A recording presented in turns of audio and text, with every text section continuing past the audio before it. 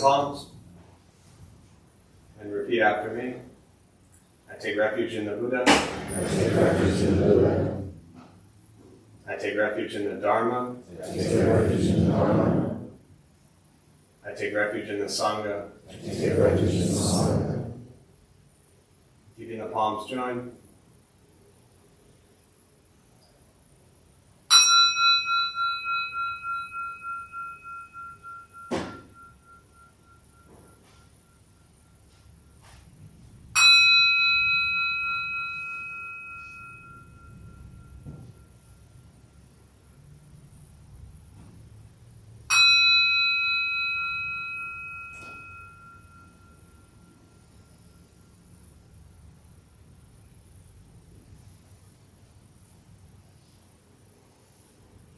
Put the palms down.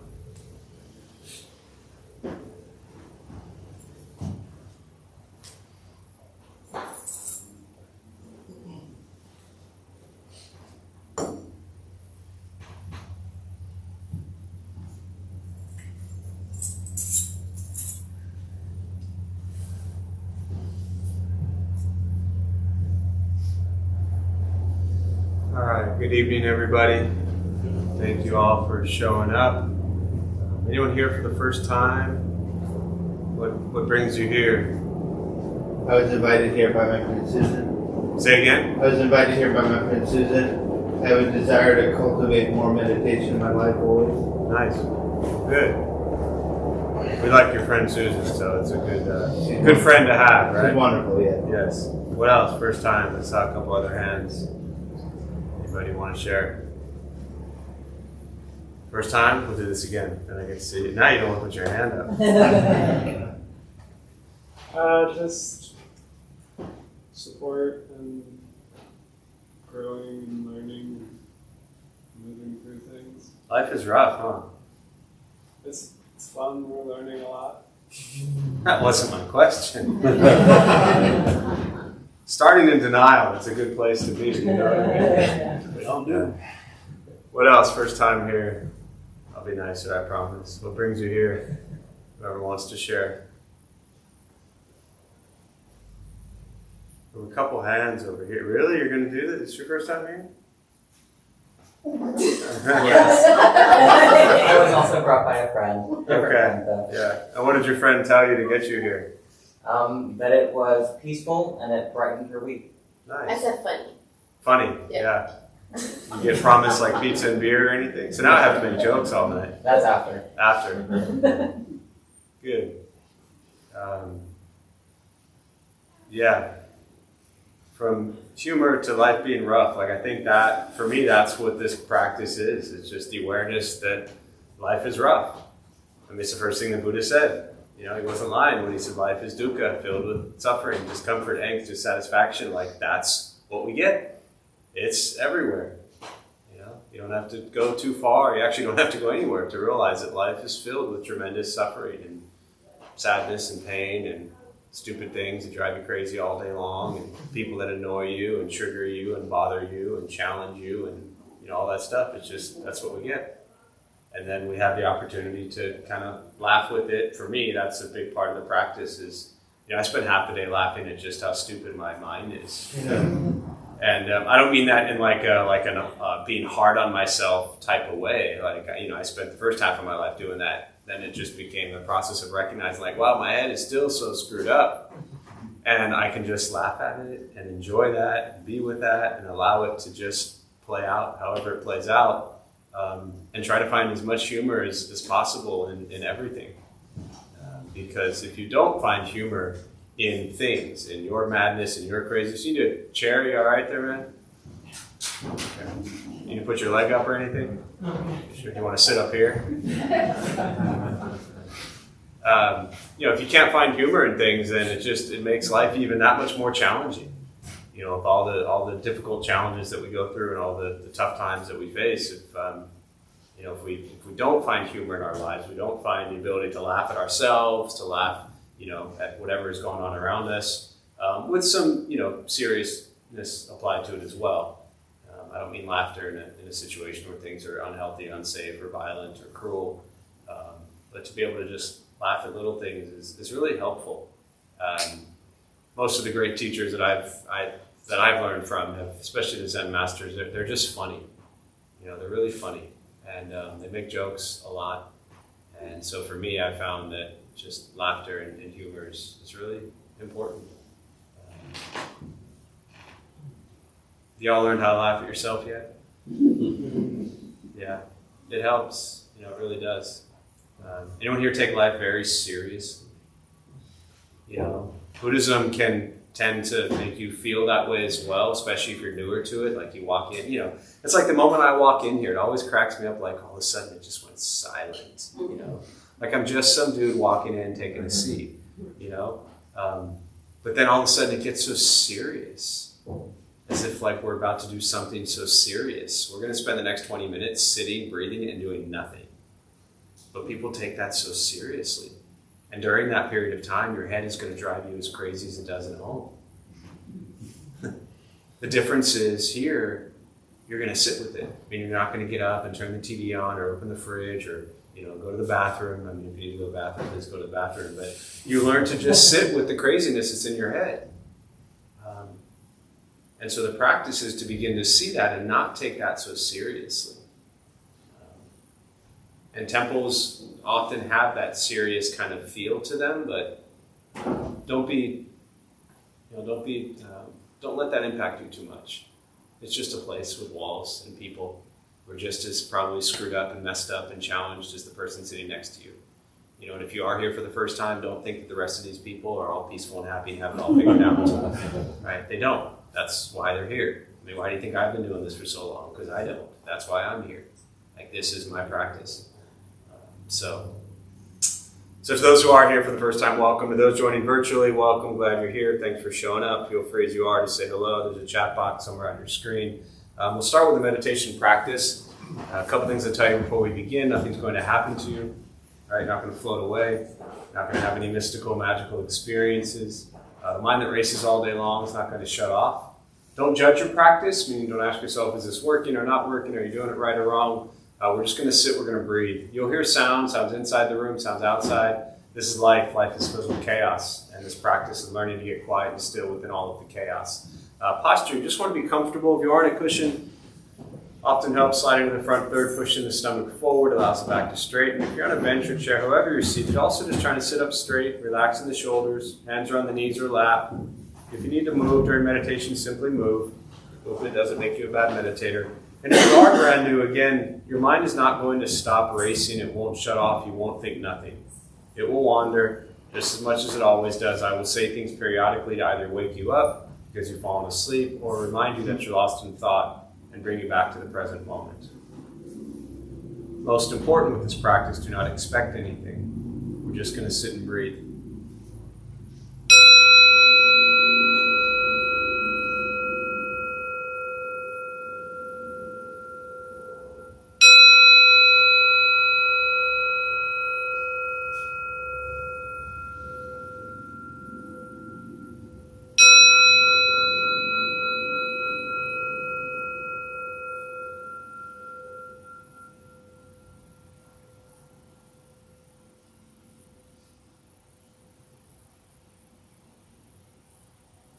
Starting with the eyes closed if comfortable, or slightly open. Mouth is open or closed. We'll start with taking 3 deep breaths slowly.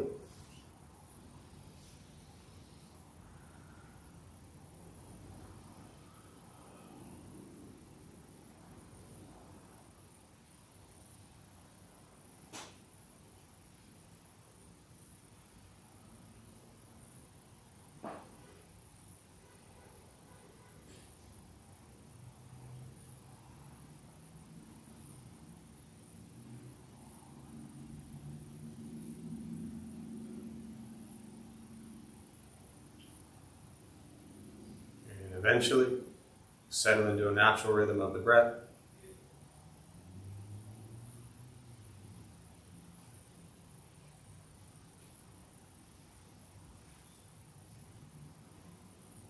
Noticing the mind as it wanders, jumping from thought to thought.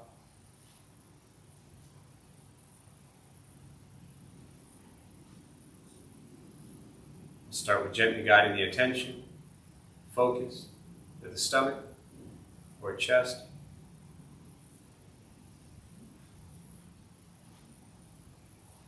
Breathing in, feel them rise. Breathing out, they fall.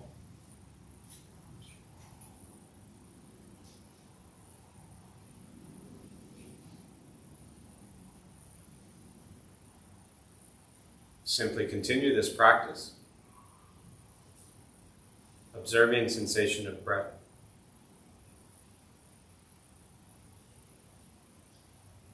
Expecting nothing but to sit and breathe.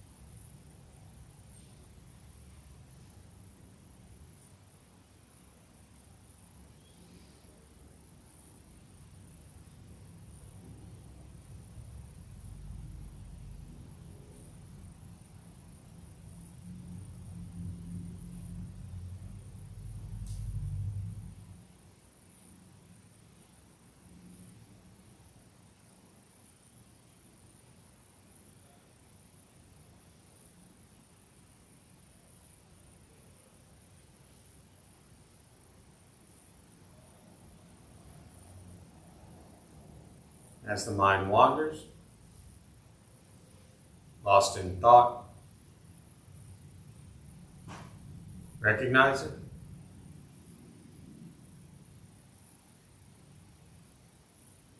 Release that thought. Return attention, focus to the breath.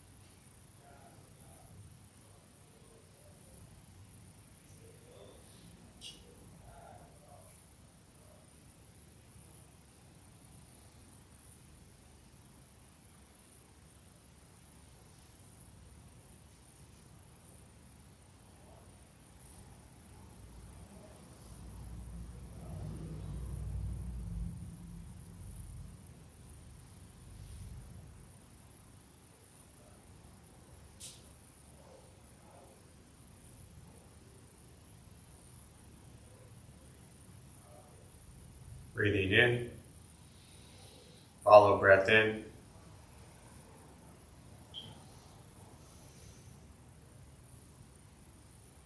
Breathing out. Follow breath out.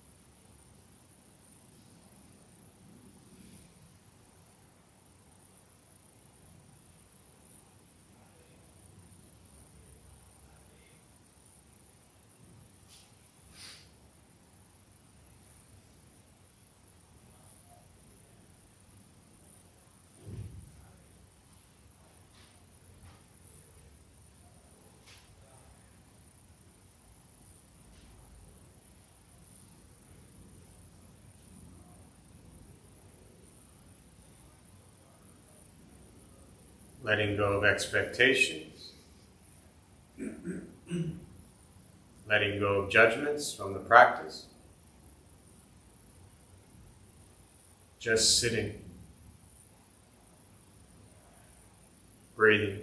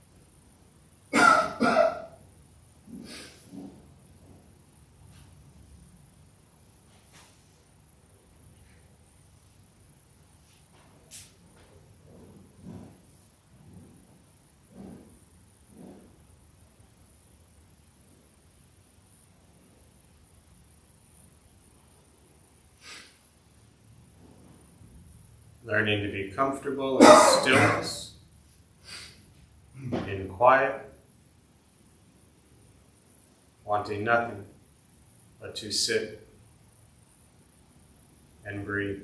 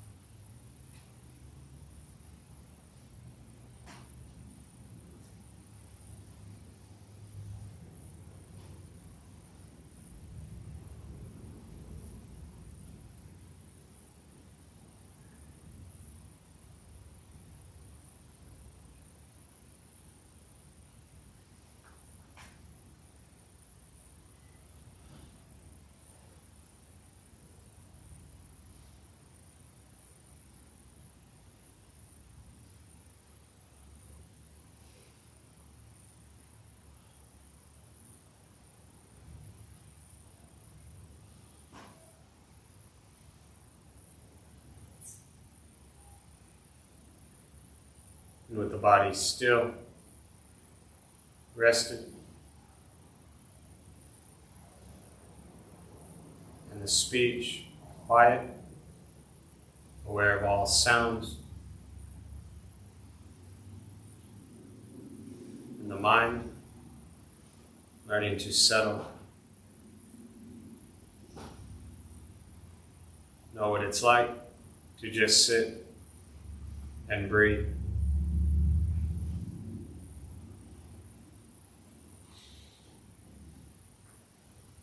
Knowing with each breath, there's nothing else to do. Nowhere else to go. And no one else to be.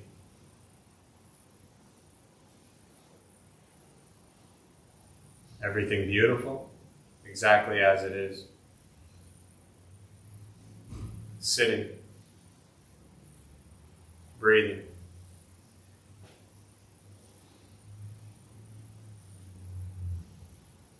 Once again, taking 3 deep breaths, slowly.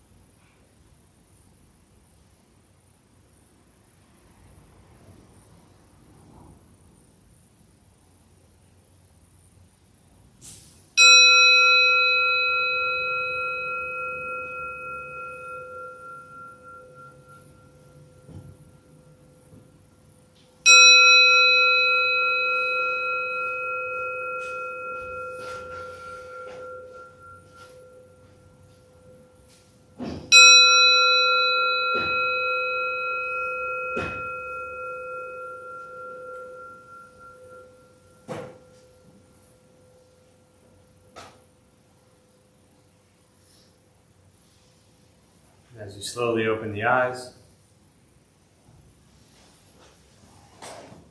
slowly beginning to move.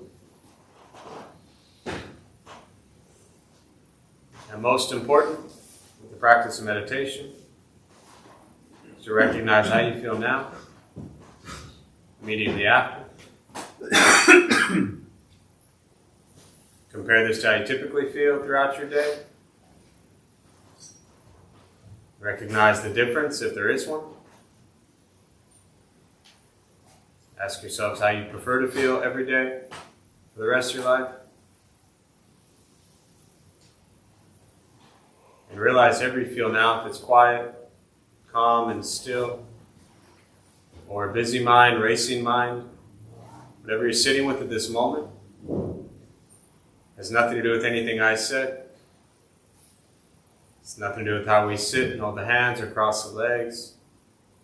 It's nothing to do with the sounds around us or anything else for that matter. It has everything to do with your own mind and your own mind's reaction to an external condition. This is what the Buddha called pratitya samuppada, means dependent origination. This is the basis of the Buddha's awakening. The word Buddha simply means awakened. He was a human being, no different than any one of us, who began to understand why he suffered, why he got angry, sad, depressed, stressed, anxious. He began to understand the causal relationship of all phenomena. What that means very simply for all of us, regardless of where you come from or what you believe in and where you think you're going, your whole life is filled with things that happen. You react. More stuff happens. More reactions. That's it. That's what we get. This practice is simply learning what it's like to respond to something quietly, peacefully, still. Because for most of us, the way you responded to the last 20 minutes is quite different from how you respond to everything else that's happening throughout your day. So all we're working on is closing the gap to the way you feel now is closer to how you feel always.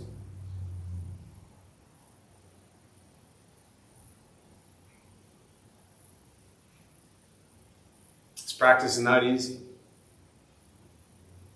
It's not fun. It's not an escape, as often people think it is. This is direct perception into the present moment. And the present moment, as we know, is filled with conflict, chaos, difficulty, challenges. And so this practice is not running from any of that, but learning to see truly what's going on. To be with each moment as it arises, without immediately trying to fix, change, and correct everything. But being able to see our thoughts, our words, our actions, and our role in everything that exists in our life and in the life of those around us. It requires us to be very honest and genuine with our own thoughts and our own words and our own actions. And take a look at them, to understand them, and to be able to work on changing. Meditation is free. Buddhist practice is free. It's just sitting, breathing, learning to be kind to yourself and everybody else you encounter every moment of your life. And that's it. Once we stop trying to change, fix, control, manipulate everything around us, and we work on changing our mind and our reaction to life around us, things get simpler.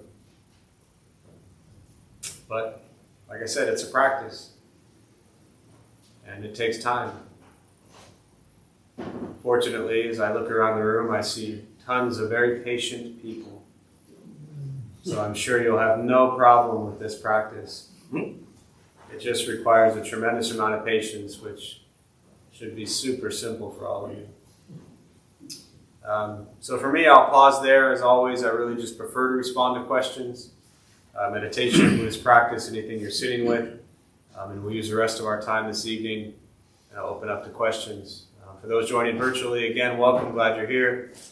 Feel free as you are to say hello. If you have any questions, you can put them on the chat box and I'll do my best to respond. we'll open up to questions. Yes, sir. Hey, Jack. Hi. In my therapy spaces and others, like, we always talk about establishing healthy boundaries to protect yourself. But for me, like, I always wonder about that in a Buddhist context because A, we're acknowledging the self and protecting the self. And B, a boundary kind of seems like control and manipulation in a lot of regards.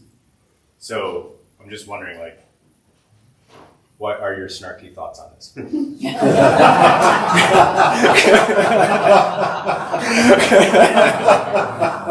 You know,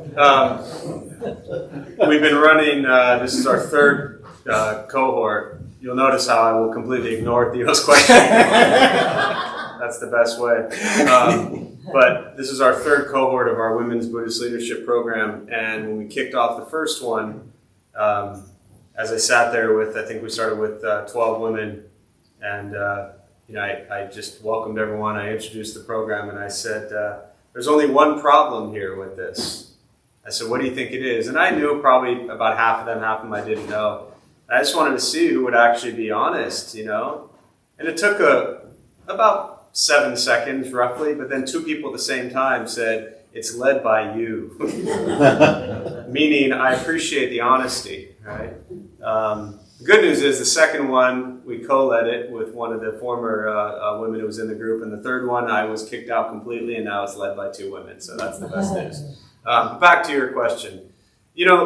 Let me just kind of start here for those who might be new. The question around, in therapy settings and other settings, you talk about, protecting yourself, setting boundaries and things like that, and you're bringing up this idea, teaching in Buddhism of non-self, and also this idea of boundaries, might be trying to control things. So first on the non-self part, there's an expression from the great Zen master Dogen. He lived 1200 to 1253, founder of Soto Zen school, and he said, you must get to know the self before you can get rid of yourself. So very often, especially if you've never heard non-self, it might sound like if you open up basic 101 Buddhist texts and you'll come across the fundamental teachings, and in there you'll see non-self. And if you read non-self, it can be a little confusing because you're like non-self, like what, am I not here? Right? Non-self, I'm here. It just means I'm here completely differently from how I perceive myself to be. Yeah. And equally as important, I'm here completely differently from how others perceive myself to be, right? Some would agree that I make snarky comments. There might be somebody who's never heard me before that might disagree with that, right? So we've told ourselves stories about ourselves our whole lives. And if we're in a good mood, maybe we think positively about ourselves. If we're in a bad mood, we think negatively. More often than not, people who end up in places like this tend to think not so highly of themselves. Mm-hmm. So those are just stories. That's not who you are. Yeah. Those are experiences, things you've gone through, things you've done. You've done some stupid stuff. You've done some wonderful stuff. Those are just things you've done. So this idea of non-self is saying that we are here. Non-self doesn't mean we don't exist, right? We are here, but we just exist completely differently from this box that we have put ourselves in. Yeah. So, to your question of setting up boundaries for yourself, you are protecting you. You are here. There is you to protect, but what you are protecting is completely different from how you perceive it to be. And if you ultimately, not that I have any idea what this is like, but ultimately if you are able to abide in non-self, there would be no boundaries necessary. Boundaries are there because our ego, now physical safety, things like that, first and foremost, the asterisks always, abusive, toxic, verbal, physical, emotional abuse, remove yourself from those situations. But very often we're setting boundaries which are just kind of like these little rules we don't want anyone to mess with. Yeah. And the whole world is supposed to know all of your boundaries. Yeah. Every car, every grocery store worker, every coffee maker, they're all supposed to know Theo's perfect boundaries as if they're written on a frickin' sign that you're walking around with. And if they don't, then that's their fault, right? I'm just rambling. I'm sure you don't do this. But the idea is that that self that we're protecting is really just our pride and our ego very often. Very much so. So if pride and ego drop away and we just abide in presence, awareness, present time awareness, a boundary doesn't need to be set first. Now, let me address setting boundaries. Setting boundaries are incredibly important. And yes, I recognize if we abide in non-self, you don't need boundaries, but none of us abide in non-self, so we need boundaries. Boundaries aren't necessarily control and manipulation, unless you're using them as control and manipulation.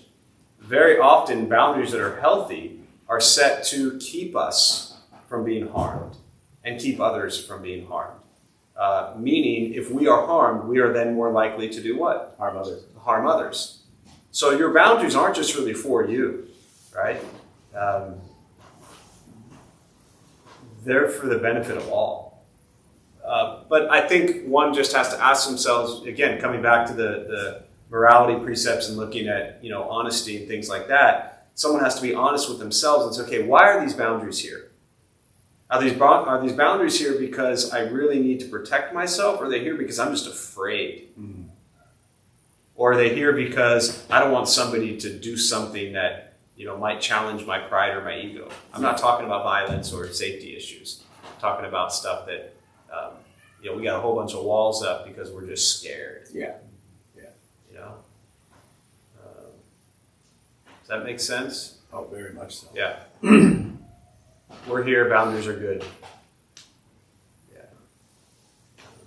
And I get the idea of boundaries being put out there to kind of control or manipulate, but again, I think you just have to ask yourself, for anyone who, is working with boundaries and things like that, which is many people, ask yourself, why are these boundaries here? A lot of Buddhist practice is looking at what's the intention behind everything. What is the intention behind our thoughts, intention behind our words, and intention behind our actions? So if we have set boundaries in personal relationships and our involvements with strangers, whatever it might be, with colleagues, things like that, ask yourself, why is this boundary here? What is the reason for it? And if you can look at that honestly and begin to understand why the boundary is there, then you can see, okay, is this really a valid, necessary boundary? And in many cases, yes. Or is it something that you're just kind of, trying to hide? Yeah. So, what else? Yeah, go ahead. A touch up on the golden triangle is what I call this. Yeah. Wisdom is to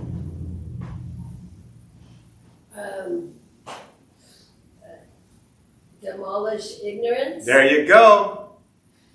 Compassion is the word demolish correct? We'll go with it, sure. Okay. I like demolish, shatter, destroy. Yeah. Compassion for inconsideration. Anger. Anger. Yes. Okay. And diligence for honest action. Yeah, I mean, you can look at the diligence is really to overcome laziness. Laziness. Right? If your hair was on fire, how long would you let it burn before you were trying to put it out? Pretty quick. Yeah. Right? So very often that is kind of a metaphor for us. We are on fire, meaning we're suffering. We're struggling. We're facing challenges. And we kind of just sit there and we're like, oh, I'm suffering. This is cool. I'll just continue to do stupid stuff for a while. Would diligence go hand in hand with intention? Yes and no. I mean, the question around with diligence going hand in hand with intention, diligence, they all play together. We can be really diligent at things that are very harmful. Right? So they're separate things. Look at what our intention is behind our thoughts, words, and actions, and bring diligence into working hard at thinking kind thoughts, speaking kind words, and doing good deeds. But intention and diligence are kind of two separate things. Makes me wonder why there isn't a Bodhi for intention and for patience. Yeah, you're overdoing it. Yeah. Overthinking. Yeah. And what she's asking about is the statues. This one over here is Manjushri. He represents great wisdom. This is Samantabhadra. He represents great practice, great effort, right, diligence. And ultimately, this is really the six tusks is the six paramitas of generosity, morality, patience, diligence, concentration, and wisdom. So that is the practice that they're talking about. That effort is in bringing the six paramitas to life. Generosity, morality, patience, diligence, concentration, and wisdom. That's where patience. And then the one in the middle is the Kuan Yin, and she is the Bodhisattva of compassion, and she is what we really look to overcome anger. Yeah. There was a hand behind. Yeah, go ahead. So I've been sharing with folks that in my life that I've been practicing Buddhism and coming here, and I keep getting asked about Buddhism and like a higher power, or how to define a higher power. For me, when you talk about karma, that is what comes to mind for me when I think about higher power and how it relates to Buddhism. But I have a hard time explaining that to people. So how would you describe the components? Yeah. You know why you have a hard time explaining it? Because you're absolutely wrong. But here's why. So your question, really beautiful. First off, I was going to cut you off, but I let you finish and say you were trying to explain, like never try to explain this stuff to family, right? Just good luck with that one. But I'll give you some tips. The first thing also for you personally is to understand that in Buddhism, as you've probably heard me say, Buddhism there's no higher power. Right? So Buddha wasn't a god. He was just some dude. He lived 2,500 years ago, 500 years before Christ. He was a prince. He left home at 29. He roamed the base of the Himalayan mountains for 6 years. He became what they called the Buddha. The word Buddha just means awakened at 35. And then he died at 80. So he taught for 45 years. And what he taught, in essence, was how to be a peaceful, kind, happy person. Right? That's the essence of what he taught. Using Four Noble Truths, Eightfold Path, 6 Paramitas, all these teachings we always talk about. So the Buddha was asked 14 questions around various issues that he wouldn't answer. And one of them specifically was around gods and goddesses. Now, at that time, growing up in India, he was Hindu. His family was Hindu. The common view of the religious view of folks in India at the time was Hindu. So they all believed in endless gods and goddesses. So when he started to teach, they asked him, should we believe in gods and goddesses? And he said, I'm just a human. If you believe in them, you do. If you don't, you don't. That's up to you. He wasn't trying to tell people to believe in that or not. He also wasn't telling people to believe in him just because he said stuff. He very clearly said, practice. Put into your life what I'm saying. If it works for you, great. If it doesn't, abandon it. So there's a very clear distinction there that he wasn't a god and he wasn't telling people what to believe in. He didn't want people believing in him. He wanted people to practice loving kindness and compassion and joy. That's what he wanted. Whether he existed or not, whether he was real or not, whether it came from Donald Duck or not, doesn't matter. He just wanted people to practice love and kindness, right? The part where I said you're absolutely wrong is because what you're trying to do is you're trying to bring karma into higher power. Karma is not a higher power. Karma, the word karma, literally, do you know what it means? Literally, the word? Cause and effect. It ultimately is law of cause and effect, but the word karma literally means action. And so the Buddha taught we generate karma 3 ways: body, speech, mind. What we think, what we say, and what we do has an impact, right? And ultimately the law of cause and effect, correct. Now, the example I like to give is, you ever play pool? Yeah. Okay, so you hit the cue ball into the rack, right? The white ball goes into the rack, and every ball goes in a different direction. Every time the cue ball hits the rack, it's going to be different. Every single time. Now, our lives, we are that cue ball. Every person, place, and thing we encounter, we leave an imprint. We have an impact. I mean, I'm generating ridiculous speech karma right now because I'm saying stuff and you people are listening to me, right? And then you might actually try to do or not do or ignore or like or hate what I'm saying. But either way, I'm having a huge karmic effect right now. That's really dangerous. So I need to be really careful what I say, right? So, law of cause and effect, you're absolutely correct, but that's not higher power. There's no God that is creating the law of cause, at least from the Buddhist view. There's no God that's creating your law of cause and effect, right? How did you end up in that seat? Yeah, but well beyond that. It started with you driving here, but then what? I mean, I won't take all night to walk you through all the steps, but you get it, right? So you were here last time, and then you said, I'm going to go tonight. You got in your car, you had to drive, you had to get in there, you had to take your shoes off, you had to put them back on to go to the bathroom, right? You had to come in, you had to hope your favorite seat was still here. All these things happened. That's your karma. No God did that for you. You did that. Law of cause and effect. Does that make sense? Yeah. Now, I don't suggest trying to explain any of that to family, right? What I suggest with family, when people ask, like, you know, when it's not like a movie. Like, you go see a movie and you're like, hey, I saw a great movie. Nobody feels threatened by that. You go to a good restaurant, you tell them you had good food or bad food, most people don't feel threatened by that. All of a sudden you end up some Buddhist place doing meditation and learning about Buddhism, and you bring that back to family, which isn't Buddhist. They're often confused, threatened, concerned, scared, worried, all of the above, right? Drop my suggestion very often, unless you're really comfortable speaking about it, which I know is why you're asking this question, is say, look, it's helping me in whatever, and then fill in the blank. The meditation is helping me be calm. Learning this practice is helping me be kinder to myself. You just kind of start there. Instead of trying to explain to them what it is, explain to them how it's benefiting you. I mean, give me 3 ways it's benefited your life. You just peace, calm, patience. Peace, calm, and patience. So when people say to you, like, why do you go to that? You just say, it's helping me be more peaceful, find calmness, and be patient. And then just walk away. And then they continue to see change in you, and you're a happier person. And then they might be like, hey, you know what? I kind of want to check that out. But trying to get people into this or explain it to them, good luck. You know? Does that make sense? Yeah. And ultimately, the short answer to, like, what is Buddhism about? You just say, it's about being kind and having love and respect for all people. Yeah. That's the short answer for sure. Yeah. I listen to you every week. You talk about dependent origination. Ah. You know what those 2 words mean? Book definition. Can you do a little deep dive that you just did? Yeah. Yeah, for sure. So this dependent origination, pratitya samuppada, which I always say at the end of every meditation and in my kind of normal thing, and I always say it's the basis for the Buddha's awakening. It is really not that much different than what I was just talking about. Karma, law of cause and effect, dependent origination. It's understanding that everything is contingent upon something else for its existence.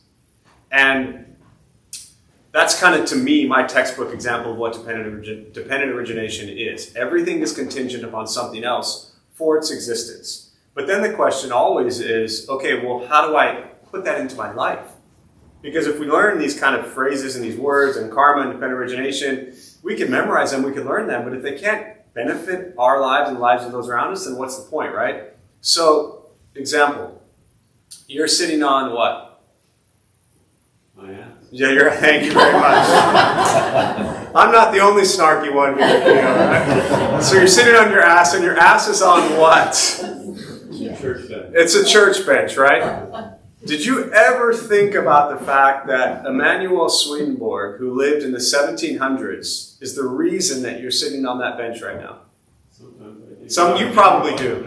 But yeah. Yeah, but so I go back to, 200, 300 years ago to point out that the only reason that your ass is on that bench is because some dude named Emanuel Swedenborg started a Swedenborgian religious group, which grew, and 300 years later or whatever, here we are in the Dharma Bum Temple that was built in 1927 by the local chapter of Swedenborgians. Everything in our life is that way. Now we bring it even more home and more personal. Ever been angry at a loved one or a family member or a friend, right? When we have that anger towards them and we see them, we often just think in that moment what they did or what we did. I'm sure there was a mutual, thing there. But we often just think, I'm angry at you because you did this. We don't think about the history of their lives. The pain that they went through, the suffering that they went through, the sadness, the trauma, the joy, the highs, the lows, the broken hearts, all that stuff. We just think in that moment, like we're just sitting down. And dependent origination allows us to see, this gets into really the emptiness teachings, but it gets into seeing the emptiness of all phenomena. Meaning that everything is possible. And nothing is concrete. Does that help? Yeah, very much. Yeah.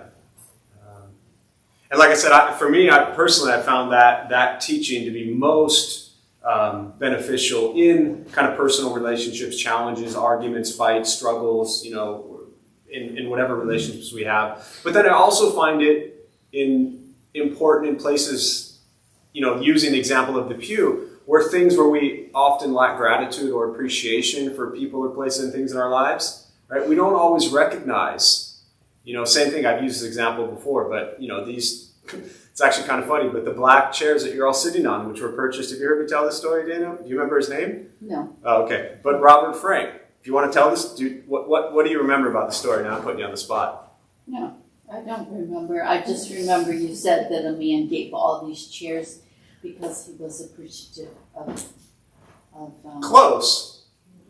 okay, that's Close. all I remember. He gave all, this was like 15 years ago downtown, and we had like the most uncomfortable chairs and cushions, right? And he just wanted to sit in a comfortable chair.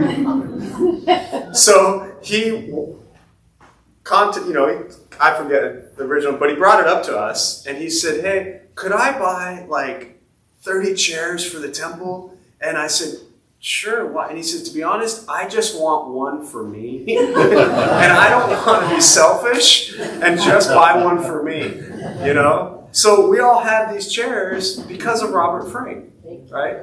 So, right, thank you, Robert, exactly. So like when we see areas in our lives where we lack gratitude or appreciation for all that we might have in our lives, recognize that there's so many people, places, and things that came before us, and we just tend to look at things of like, how do we use this? How does this serve me in this moment?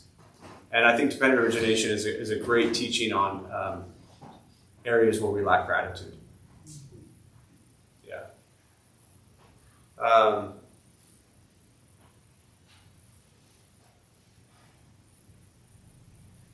Yeah. So I'm going to read the question. I'm not going to... What was another hand here? Somebody else have a hand in the back there? All right, we'll come back. I'm going to read the question. Just if you could dispense 5 liquids out of your fingers, what 5 liquids would you dispense out of which fingers? I have no idea. But thank you for the question. What else? Yeah. I'm just curious. After he kind of got to that enlightened state, when he was, trying to get people, for them to walk through it and do stuff like that. Is there any book about that period in his life, like about 45 years from the time he was 35 until he was 80 when he died? Oh, really, that is the Pali Canon. Have you ever heard that phrase? No. No. So the question, just for those who didn't hear it, maybe virtually or towards the front, you're asking about the time where he was awakened. They called him, and actually that image right above you, that tapestry, that is, without telling the whole story of the life of the Buddha, but the moment that he left the 5 buddies and then he went on his own and he sat under the Bodhi tree in Bodh Gaya, India. You can go there today, you can see the tree. And he sat down, he said, I'm not moving until I figure out why we suffer. So he sat for 21 days, as they say, and he began to understand the nature of all suffering. And that's the nature of our mind.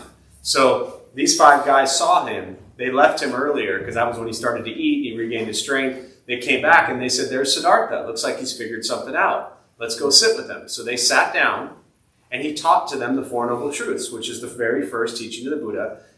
That is, in essence, it's called the first turning of the Dharma wheel, where he first shared what's known as sutras, the teachings.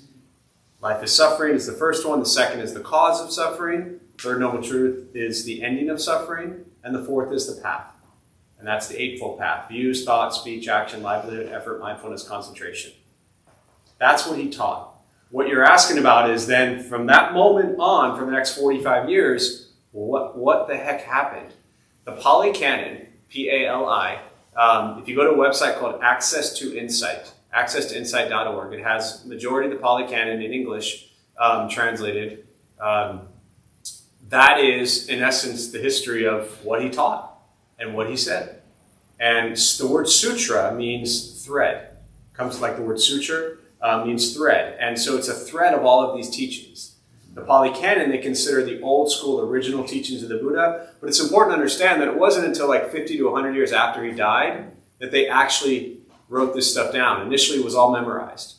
It was an oral transmission of the teachings. And then they came together at a Buddhist council at some point. I'm not a scholar. I don't look at Buddhism, from a kind of scholarly lens, but been around it enough to know that it came together somewhere between 50 to 100 years and said, this is some good stuff, we should write it down. And they began to transcribe it onto palm leaves. And that became known as the Pali Canon. And then 500-600 years later, it goes north. That was goes south initially into Thailand, Laos, Vietnam, Cambodia, then goes 500 years later, China, Japan, Korea, goes to Northern Asia, and then 1,000 years after he died into Tibet. And here we are today. Yeah. Access to insight? Access to insight.org, yep. Thanks. Correct, yeah. What else? Yeah. So I am wondering, Buddha left his wife. He did. That doesn't seem very compassionate to me. No. That's pretty frowned upon these days, yeah. So as we're nearing the end of the class, you want me to explain why the Buddha left his wife? Did he go back Thank you once he for got putting that on me. enlightened? Yeah. So the question is, and I'll probably close with this thought, the question is that you understand that the Buddha left his wife. That doesn't seem very enlightened. And when he went, did he go back, is what you're asking. So let me, again, brief story of the life of the Buddha. He was married. He had a child. And at 29 years old, did you hear Alex tell the story? No. Oh, see, you should have come a couple weeks ago and Alex told the story. But Alex tells a wonderful hour-long story of the life of the Buddha. But he, over 4 nights, snuck out of the palace. His father, they kept him sheltered. They never wanted him to see it. They knew from birth that he would have a tremendous heart, is what it was predicted, and have great compassion, or be a great king and a ruler. Father wanted him to be a great king, so they didn't want him to suffer. They wanted him to see suffering. They knew that he wouldn't be able to bear seeing suffering.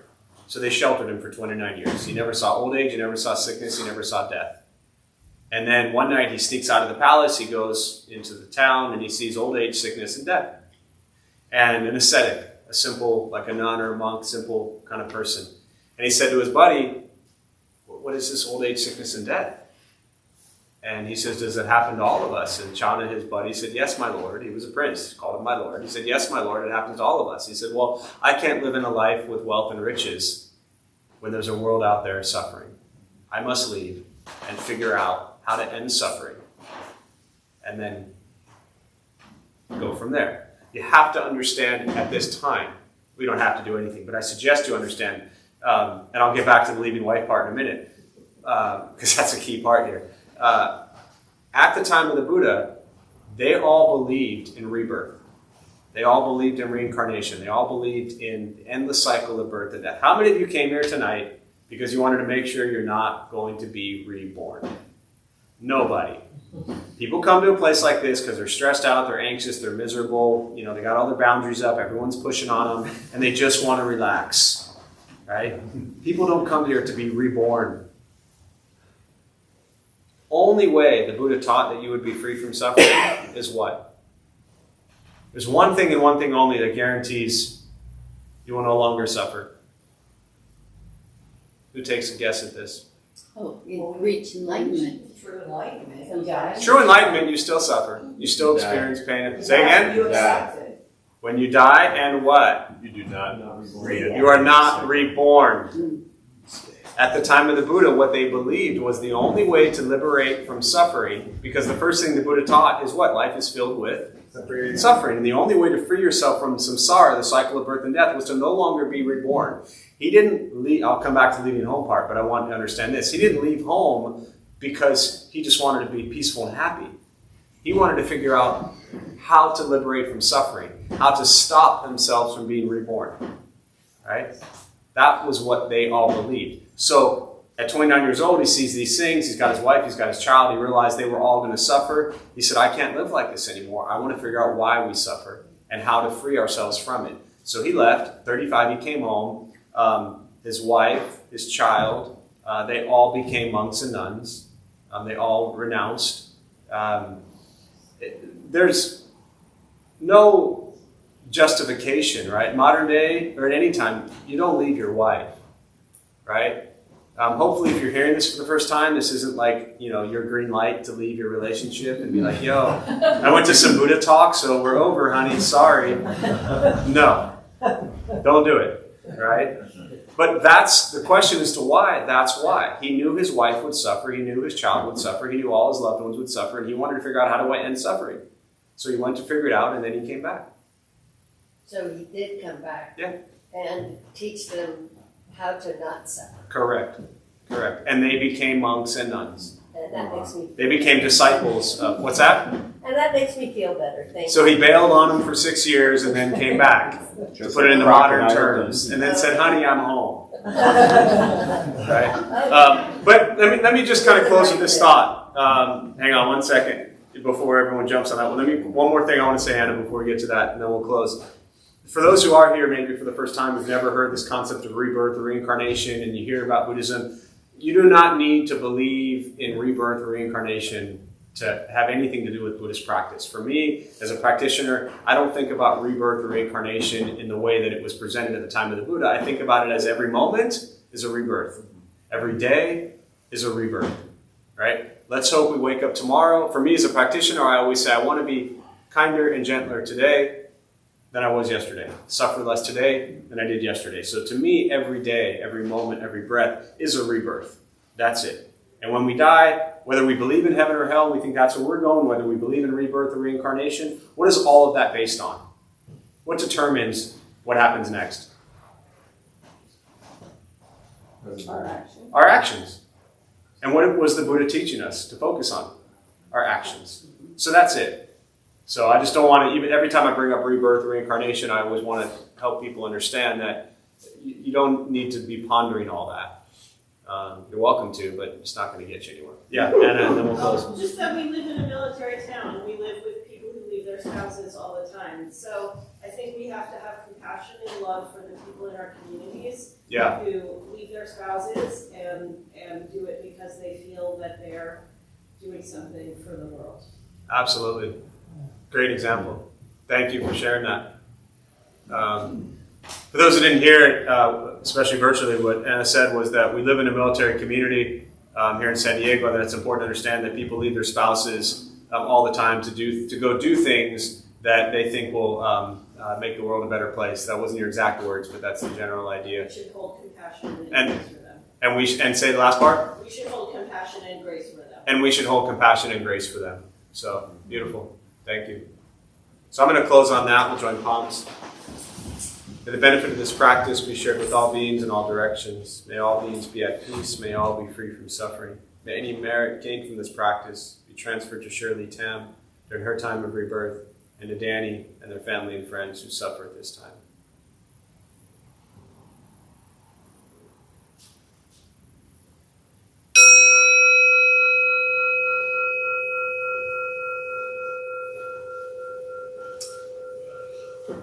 All right, before y'all head out, our Dharma Bum host Anna has a few announcements for us.